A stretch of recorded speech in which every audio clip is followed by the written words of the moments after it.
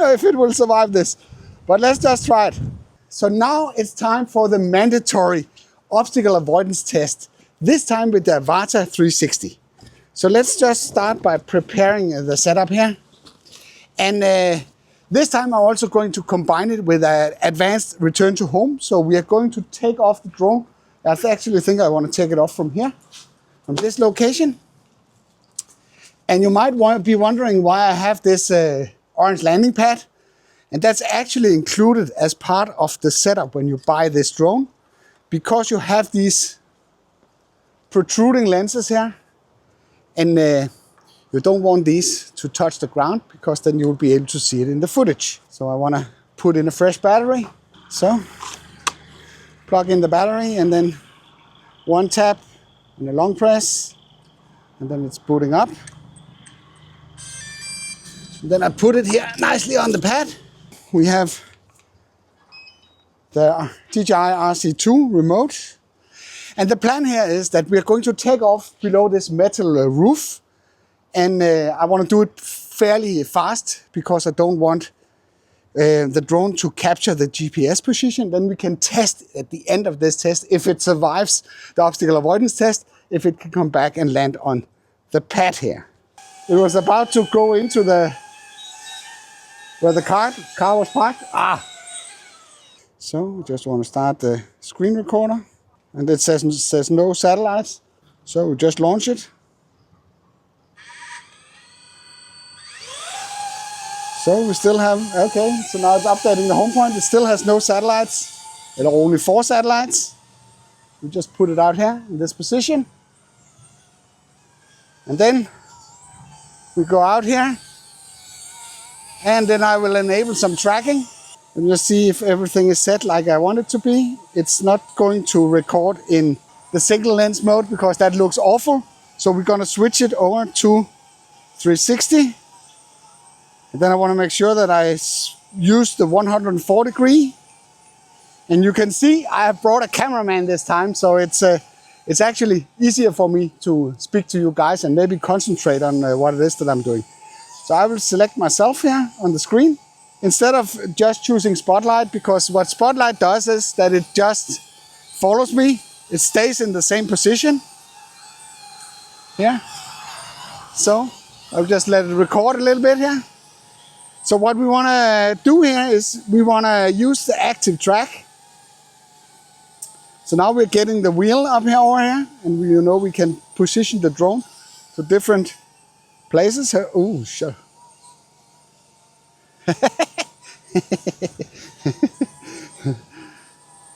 So right now I just wanted to, I'm getting a little bit concerned, because it has a pretty good coverage on obstacle avoidance in the front, but not in the rear, because that's actually the 2 360 cameras that does the job there. So let's just stop it here and put it down so we can start our test. So, active track, it follows behind.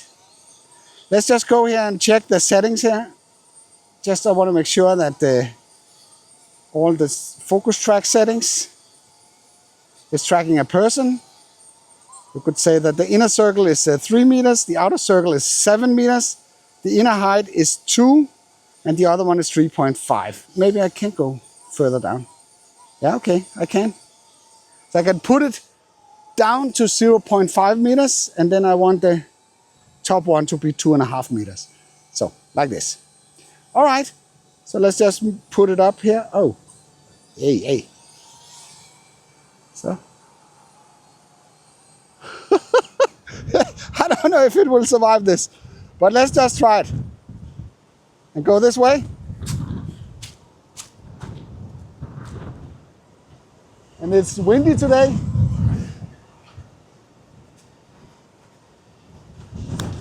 So I just need the cameraman to keep up. This is basically the preparation, because we normally need to go in through that gap there. And this is where it's getting a little bit tough. You can see there's branches like this all over the place. So it'll be interesting to see if it's actually capable of going in here.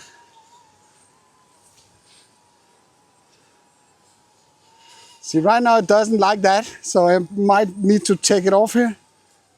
One thing we need to be careful about is that it's not picking up on Jan, the camera guy. So let me just, and maybe we should just let it track from the low position. So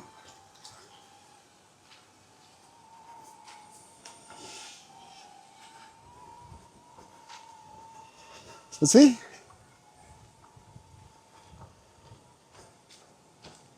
satellite position, what is it saying? It's saying satellite weak position, hovering unstable. Okay, so stop with that. So it's interesting to see what's going on. There's a lot of thin branches here. So one thing that I can do is I can change, and I think I can do that out here. So I can move it, let it move, go to this side. Maybe I can actually put it in front of me.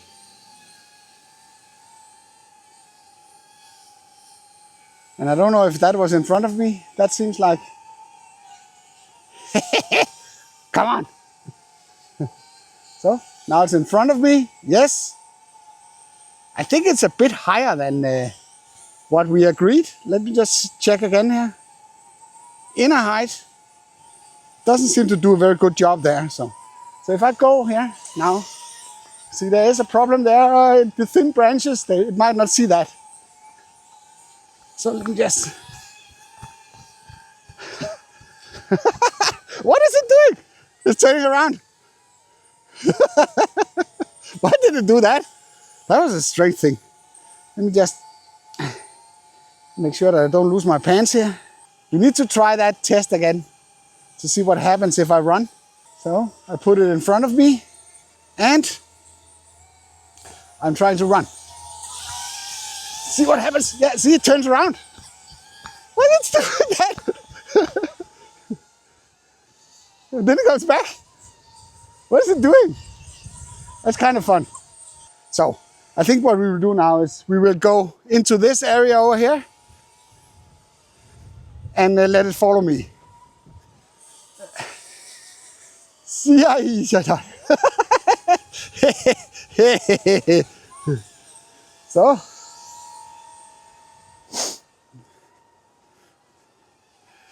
now it goes down.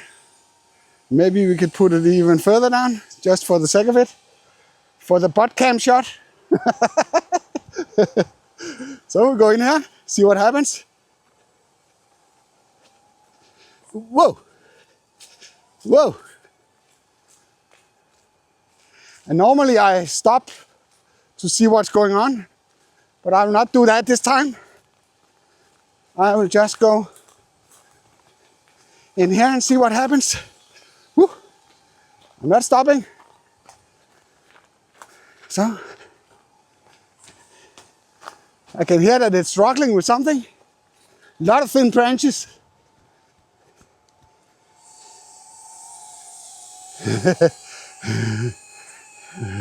And maybe you could do like a close-up of the drone. You just can see it. If I have tracking on it, it's difficult. See? It is significantly more noisy. I can also show you what happens if you put it in single mode. So if I fly this, you see that it flies and looks like a FPV drone. Whoa! Didn't do any recordings, so now I do some recordings so you can see that as well. So, aye, man.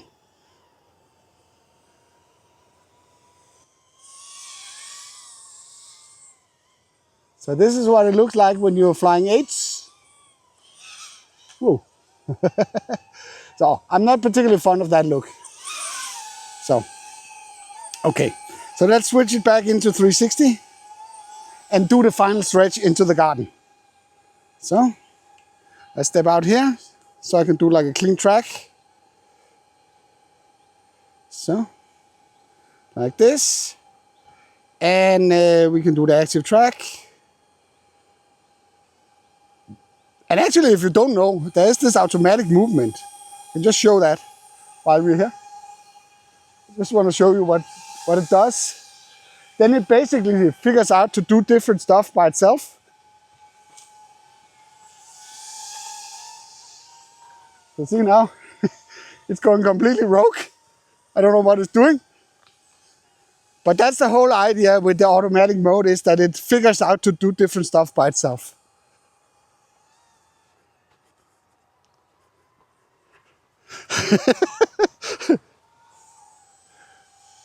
I think it touched the branch. But that's, luckily it has these protections around the props, so it can survive a lot. Okay, so let's take away this auto thing, do the final thingy. Start on recording here. So what we're gonna do when we get into the other side of this, what is it called, gate? If it survives it that far, I will enable the return to home and see if it's capable of returning. So it's actually doing an okay job, I would say. Okay, so let's just test it a little bit.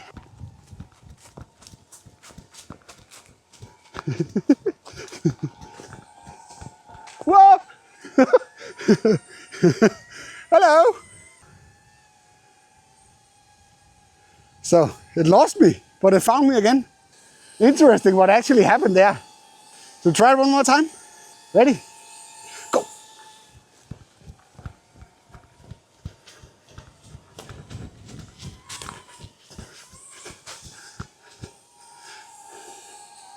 I think it might be hitting some of the thin branches, but it still had me.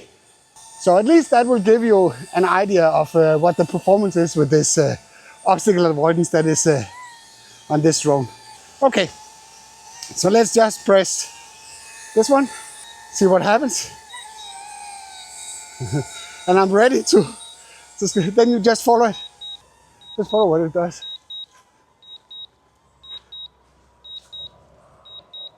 So now it's going pretty high.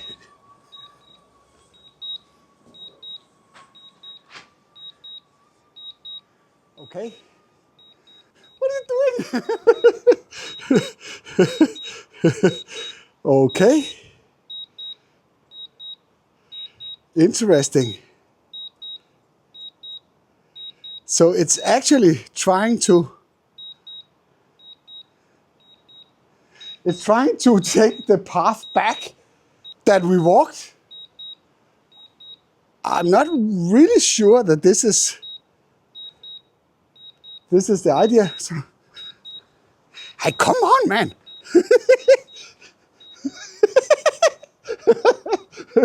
So we need to go and meet it outside on the street. What is it doing? Why is it doing that? Why isn't it just taking the easy route? At least we'll be able to stop it out here.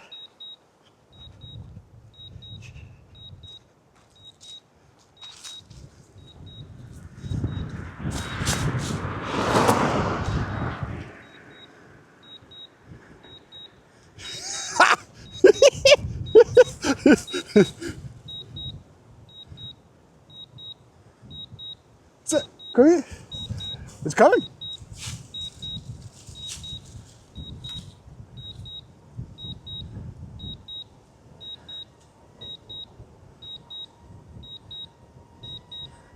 I'm not really sure that I understand that. Why didn't it just take the shortest route?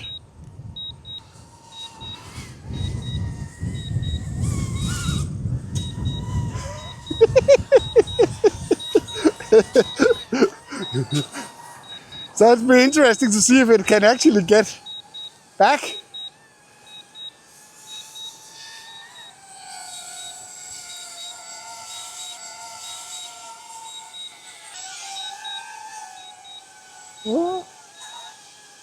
So that was not I had to stop it. So returning to home was not exactly on point. It was about to go into where the car was parked. Okay. So the tracking part, that worked more or less like expected. We knew already from the start that the flying backwards would present some challenges. But what was funny was when I put up the drone like this and running towards it, it was actually turning this way, and then it was trying to gain speed, and then it went back this way again to go into the right position. That was one interesting observation. Another one was, and that was completely unexpected, was that the return to home under this roof was done in a way that was, it was a little bit mind-blowing actually, because it spooled back the route that we were doing to perform this test. And not completely. I'm not really sure that I understood what it was that it was doing, but at least the final part of the path was the same as the one that we started out walking.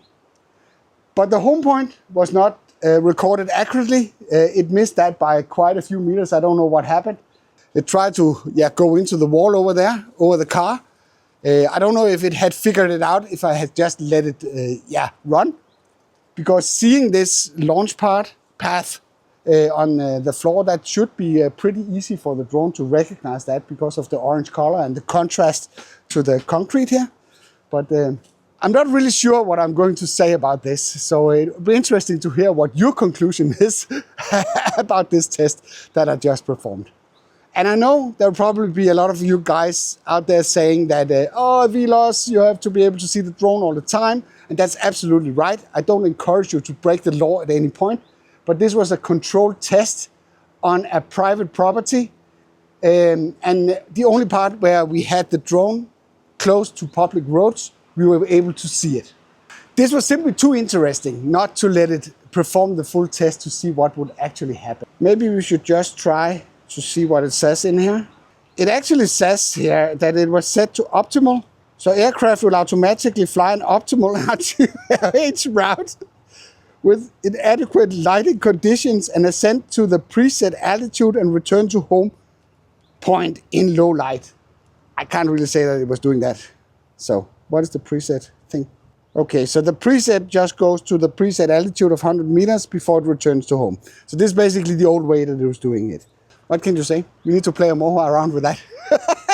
Interesting to see other videos out there, how they actually experience this feature.